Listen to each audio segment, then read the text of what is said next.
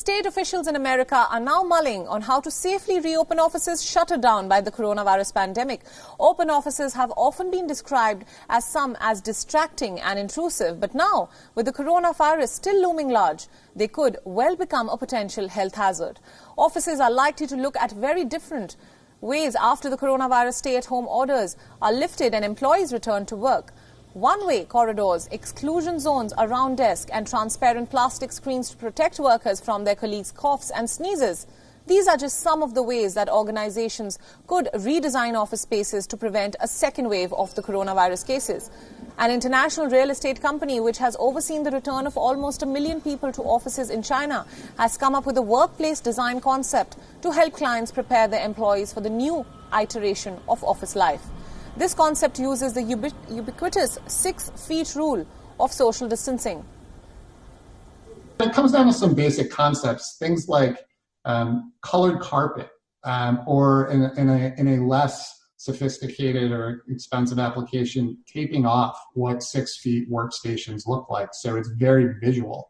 In some cases, installing plexiglass or some other form of sneeze or cough guards to give folks additional insurance, and we've seen a lot of that in retail applications already. For workers used to the social interactions inherent in modern open-plan offices and co-working spaces, organizational psychologist Brad Bell says that the changes could be difficult to adapt to. I think it can certainly lead to stress. It can undermine well-being. I mean, we're inherently kind of social animals, and to take that away from people, I think can be damaging, right, and can have a number of negative consequences. Many offices will not be able to afford renovations when the pandemic subsides, and so some employers will consider having workers forego the office altogether. One study conducted by researchers shows that as much as 37% of US jobs could potentially be done remotely now. Still, having a central place to gather and collaborate in person will likely remain essential to most businesses, and where open offices persist.